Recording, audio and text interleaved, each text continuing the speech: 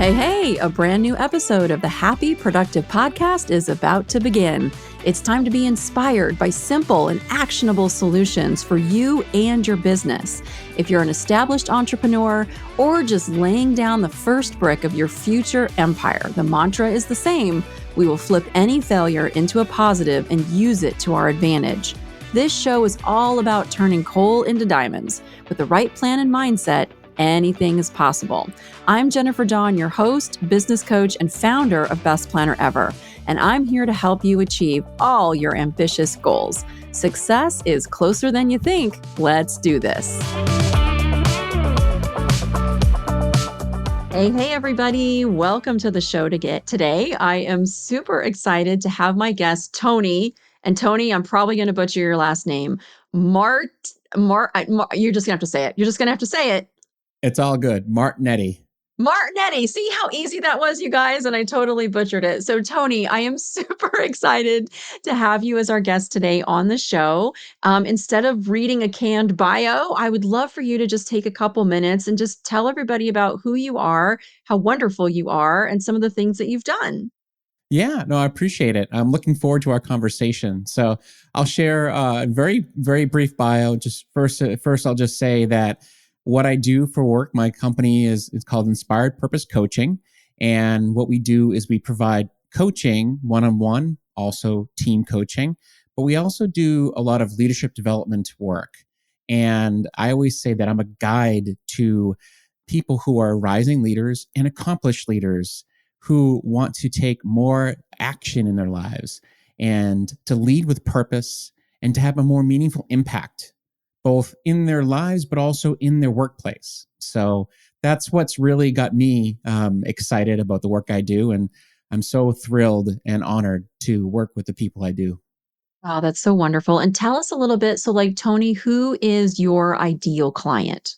Yeah, it's a great question. The ideal client for me is usually they're people who are coming from a place of like technology space or innovation. The reason why they're ideal for me is because I love, people who are playing in the field of really breaking new ground and new worlds. They're usually somebody who has done a lot of stuff in their world. They've accomplished a lot in their journey, but they don't realize what's next. They don't know what to do next and how to find that fulfillment that's really going to light them up. So oftentimes those leaders I'm working with are coming from, technical backgrounds. It could be CTOs, CFOs, and so on and so forth. Oh, I love that. And it's so funny. And for everybody who's listening, you may have found this, you read that next big book, you work with that next great coach, and you think, oh, I've got it now. There couldn't be anything else that's going to be better than this. And then you find, wait a second, there is actually the next book, there's the next coach, there's the next mentor, there's the next group, there's the next whatever. And you're just always learning, always growing, always expanding. And I love that you are helping the leaders because leaders need that development. And anybody who's listening right now who isn't working with somebody to help them develop their leadership skills, I just want to encourage you, this is work that needs to be done. Whether you're reading a book or working with somebody, always continue developing those skills because I promise, as many times as I've thought, oh, this is the last, I probably won't have to read any more after this. I'll be good. It's total crap. It's just total crap. There's just always going to be that next amazing thing to grow and learn on. So, Tony, I love that you're out there in the world doing this amazing work.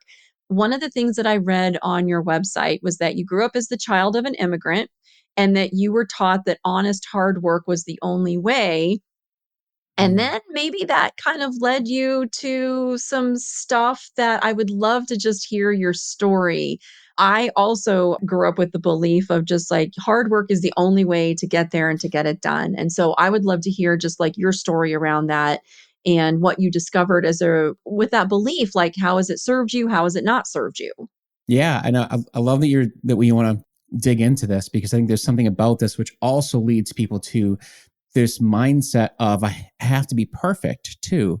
Hard work is like the gateway into this perfectionist mindset, which it definitely was for me.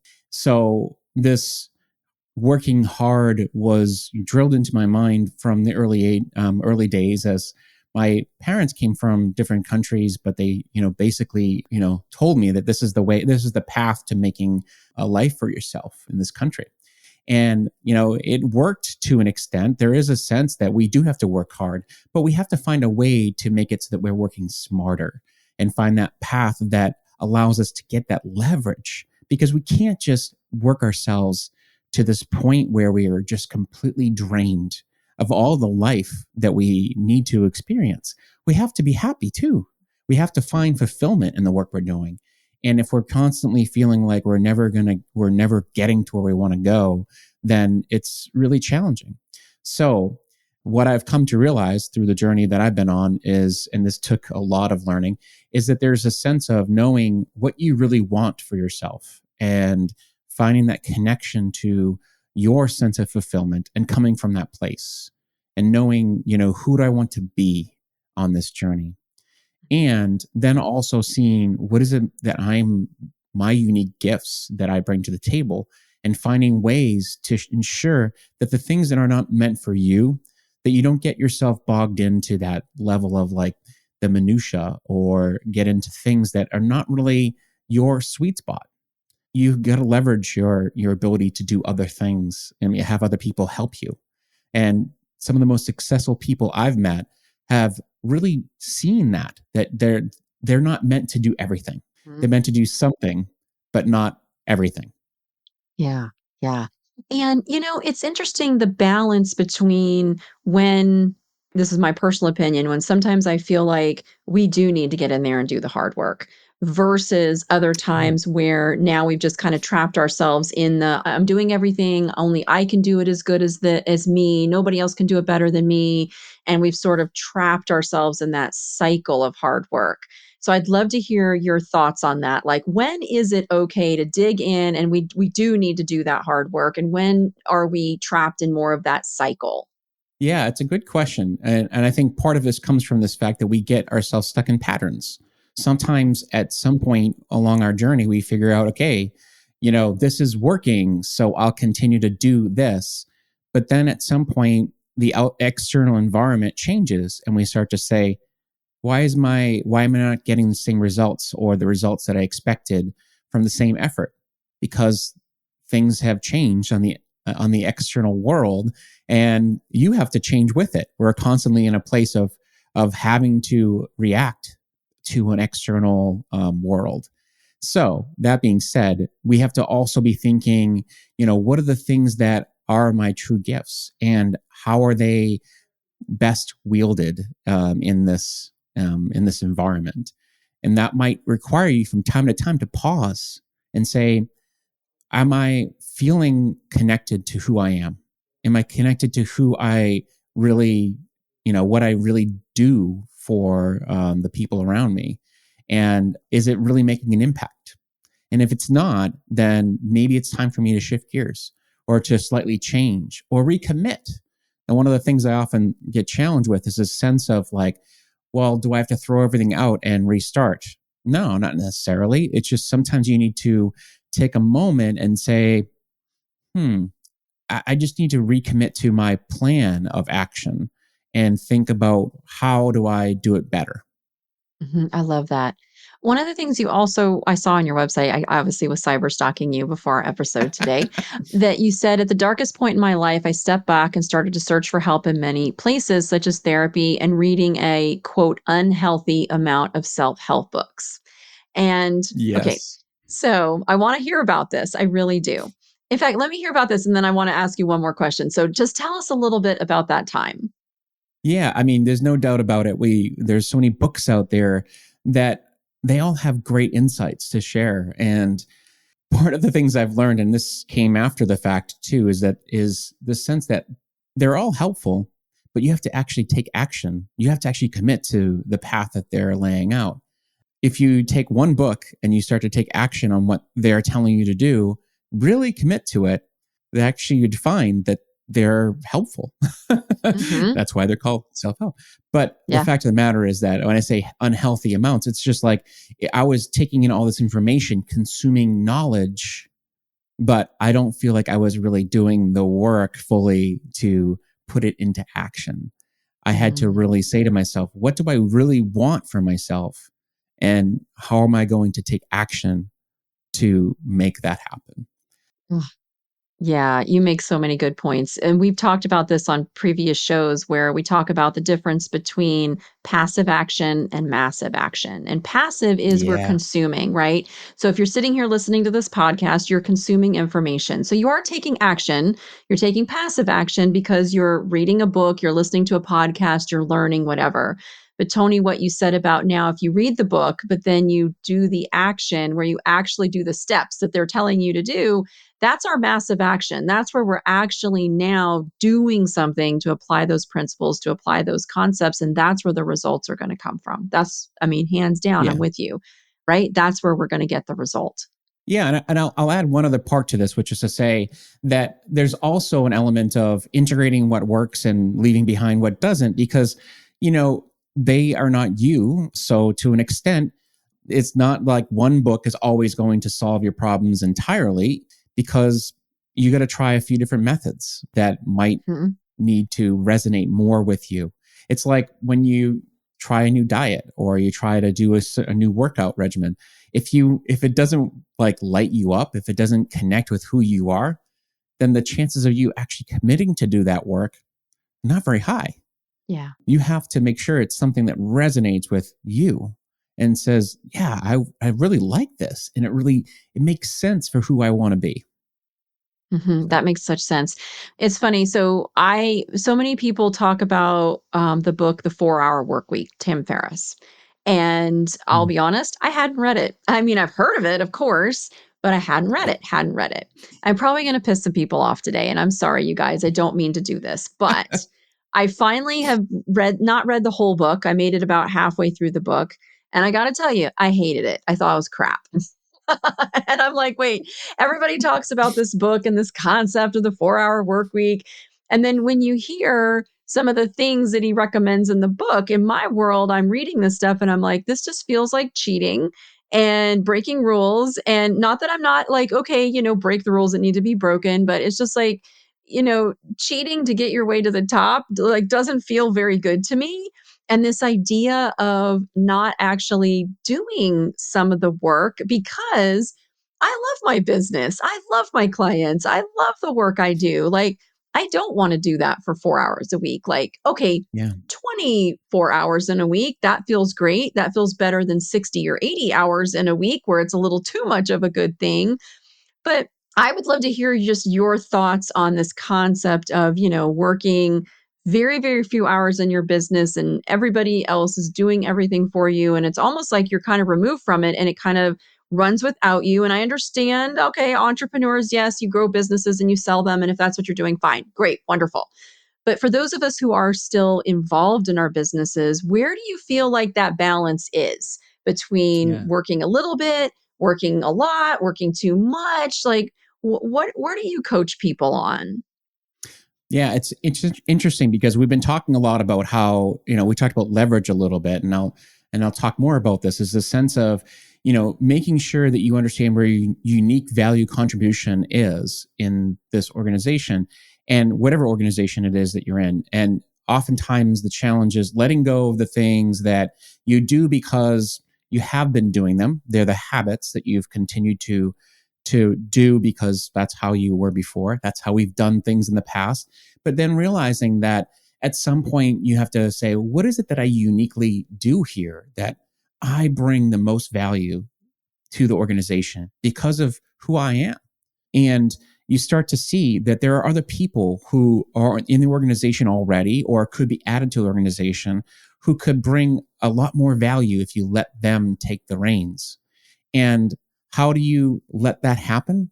One of the things I've been recently talking about is how, like, principles, when you create valuable like thoughts around what are the principles we stand by?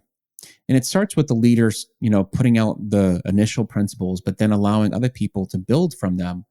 What are the things that we're, at the end of the day are, that we stand by as a company? And that could be like, hey, everything matters, or that everything that we do within customers, it's all about the conversations that we have and how, how we serve them. If that's the one thing that you can impart on your employees, that they understand that no matter what, it always comes down to taking care of that customer. Then the decisions that they make are all driven by that one factor of put the customer first. That's leverage. It's creating a way for people to make a decision based on how you would make the decision if you were doing the work yourself. I love it. One of the earlier lessons I learned was in hiring was to always hire people who can do the job as good as you or better, right? Yes. Because I've hired so many people earlier on in my career that were not as good as the way I could do it. And so I just ended up babysitting them all the time. Yeah. But when you start making that shift, and it does require us, I think, to check our ego a little bit and check the ego at the door and then bring somebody in who can actually do the job better than you. And I've noticed that when you hire somebody who can do the job just as good or better, as an owner, I'm so much more willing to delegate because I know Yeah. they've got it. I can trust them. I don't Mm. have to worry about it.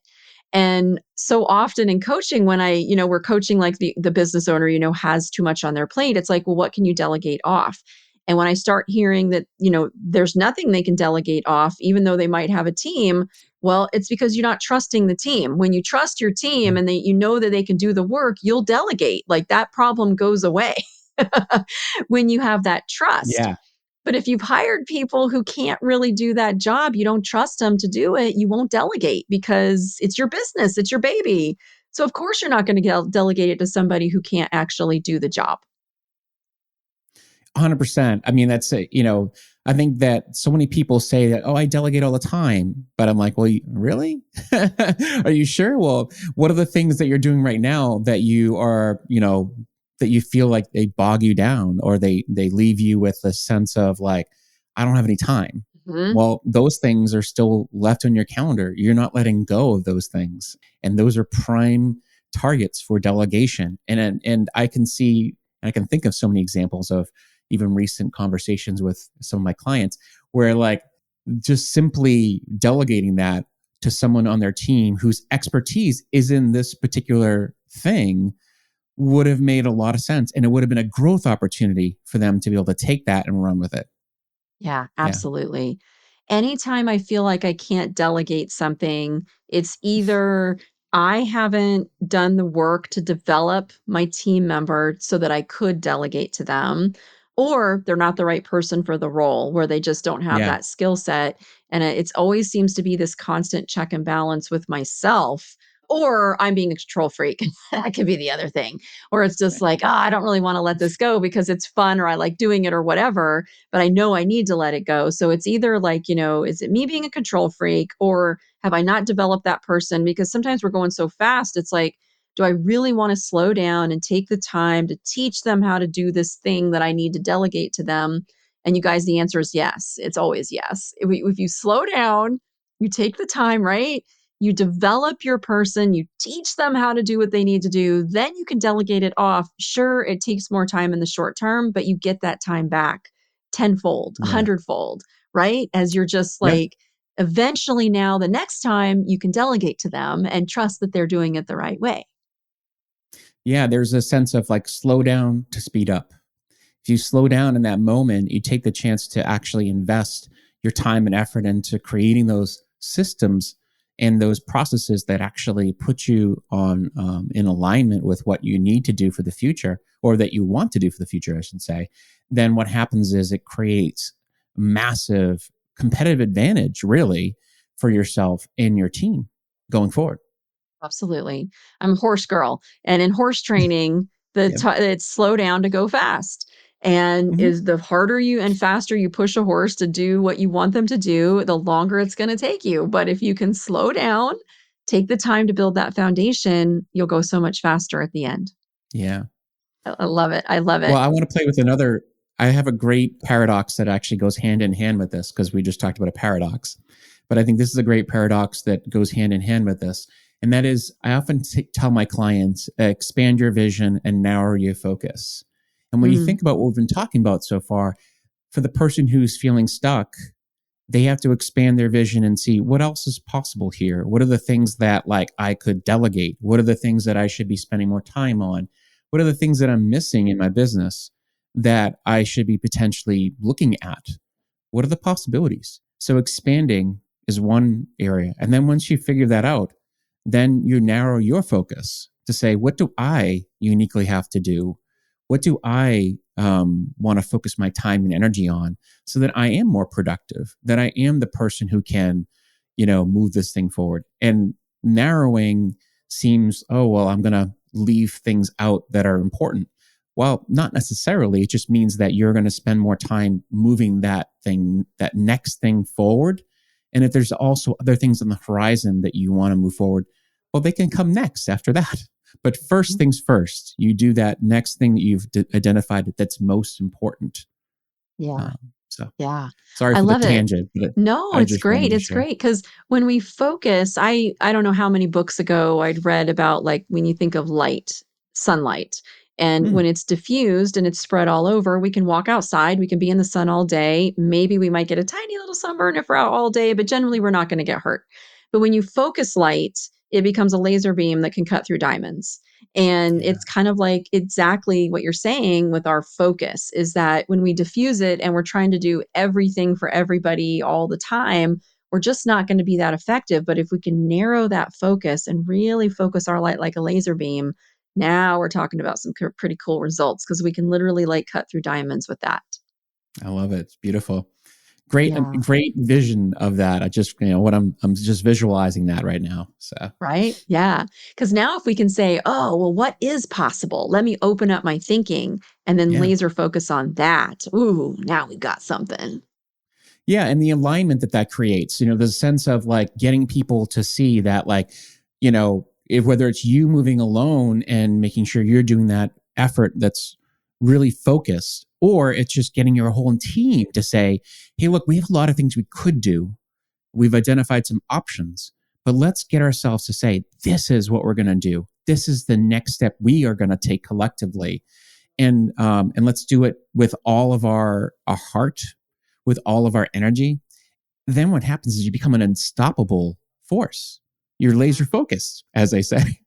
Yeah. Oh, it's so true. I'm starting to really see the power of that. There was a book, is it Greg McCowan? Not Essentialism. He wrote a book where it's like you, I think it's Greg McCowan. It's just like you have to pick one thing. And he's got an Mm, exercise where you actually have to just like pick one thing you're going to work on. And I'll be honest, I fail at this exercise all the time because I'm like, oh, I can't just pick one thing. But then I have broken it into okay, one personal thing and one professional thing, and that mm, I can live with a little better. But the act of having to focus and say no to these other things, not no forever, but no for right now, and saying yeah. no to these other things so that we can just laser focus on this one thing, it's really hard. So, Mhm. Tony, coach me. Okay, so here I am. I'm like, I can't just focus on one thing. What would you say to that client? Yeah. Well, I would say not yet. I mean, put it on your list. I mean, not all options are for right now. And this is something that as I'm coaching you, I really think about this as this is what I struggle with too. I'm a curious person, extremely curious. People used to say that I was a shiny object. I get distracted by shiny objects, when I Yeah. was a kid. And the reality is that's a good thing, but it has its downsides. Mhm. Um, so you have to be able to say, okay, that's great. All these great things on the horizon. But what is the thing that is going to really put, yourself in alignment with the most important activities in your business? What is going to make the biggest impact in this moment? And if you were to do it right now, it's going to make you feel as though you're making that progress. And so once you've identified that one thing, the other things that are all exciting and fantastic, I want you to put them on a list and say, this is for the not yet list.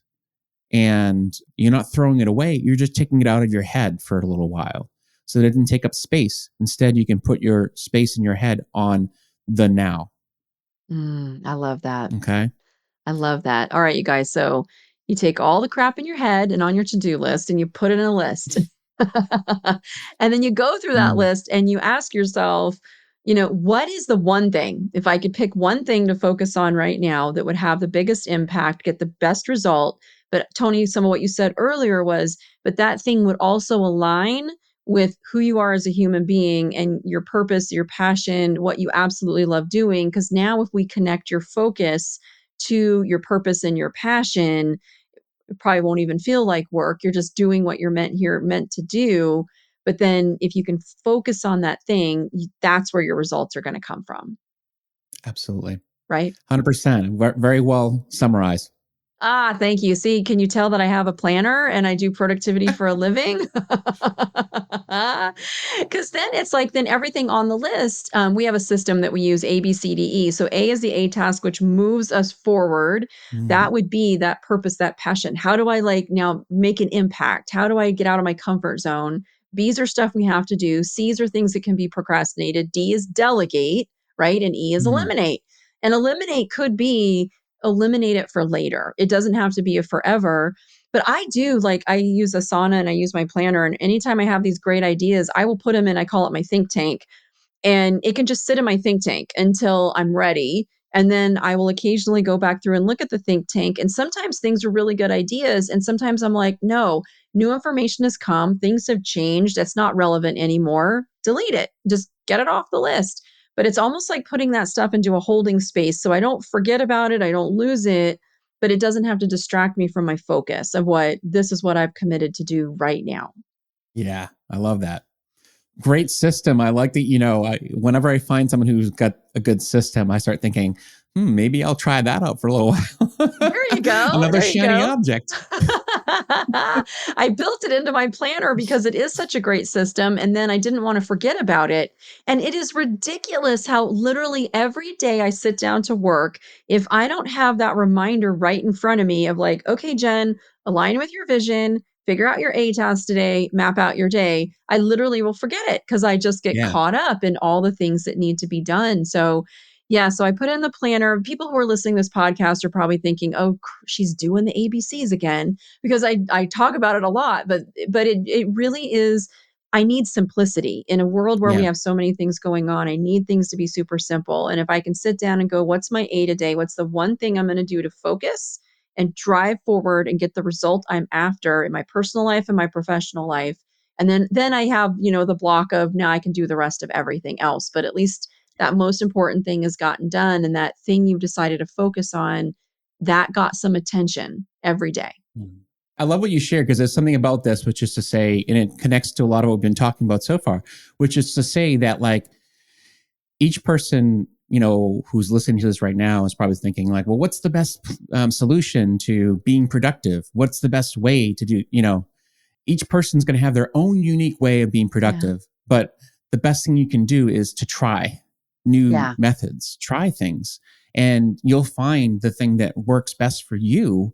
And when you do, it's going to like completely put your life on the speed track of like productivity, which is Yeah. fantastic. But don't do it just because it's the next shiny object. Do it Right. because it works for you and it makes you feel really fulfilled in the work you're doing. Yeah. I love that, Tony. Thank you so much. That's such a great reminder. If you're getting the results, you're good. If you're not Yeah. getting the result, maybe pivot, maybe change something until you start to Yeah. get the result that you're after at the end of the day. Mm, Nice. beautiful. I love it. All right, Tony, any final thoughts that you want to leave with our audience? Yeah. I mean, I would say just if you want to be productive and happy, which is obviously we're on the Happy Productive podcast, find out the things that light you up and find ways to do more of that because you will find ways to continue to do more of it in your work life. You'll be more satisfied in the work you're doing if you're doing more of what lights you up, Mm, inspires you. I love it. And a whole lot less of the stuff that you should be delegating to your team. And when you delegate that stuff to your team, like it will light them up, right? When I look at like our accounting, Yes. like your bookkeeper, right? Your bookkeeper gets lit up by the numbers. And so delegate to them if you don't get lit up by the numbers and let them do work that lights them up. And now we're talking. Now we're talking. Yeah. Yeah. Oh, I love it. Thank you so much. Tony, remind everybody where they can find you, Sure. your website, and where they can find you. Absolutely. So, first of all, you can find me, the best place is my website, inspiredpurposecoach.com. If you go there, you can find out my leadership journey assessment, which is a great place to check in with where you're doing well and where you'd like to be doing better. And then you can also get some tips on how to improve. And besides that, the other location you can find me is LinkedIn. That's where I spend most of my social media time, if you will. And then I also have a book called Climbing the Right Mountain. You can find that on Amazon. And my podcast is called The Virtual Campfire, which is on all different platforms. So go check it out. Oh, very Thank you so nice. much. Yeah, you're welcome. I was going to be like, hey, tell us about the book. Tell us about the podcast. That's awesome. You guys, Tony's book is Climbing the Right Mountain, Navigating the Journey to an Inspired Life. I don't know about you, but I definitely want some of that. That sounds super awesome. And he has a Thank you. podcast as well. So you can definitely check him out on all the different platforms. Wonderful. Tony, thank you so much for being here with us today. Thank you. It's been a real pleasure. Enjoyed the conversation. Awesome. Me too. Me too. And if you're listening, you guys, what are you going to do? You're going to take some action from what you heard today. So get out there, do some delegating, figure out what is inspiring you, where you should be spending your time. Maybe you need to hire somebody, maybe you need to fire somebody, but just do something to take some action. All right. That's it. We're out. Get out there, you guys, and have a happy, productive day. I hope you found today's episode of the Happy Productive Podcast inspiring. Every successful business is formed by a set of small, consistent, and attainable steps. If you want to learn more, come visit us at jenniferdawncoaching.com to take your next step and learn how to meet your business goals. On our website, you're going to find free resources along with links to the life-changing coaching programs that have transformed the lives of so many of our clients, including the Coaching Academy and our Unbreakable retreats. Many of them started their journey by listening to this podcast. That's it. Thank you for listening and stay tuned for our next episode.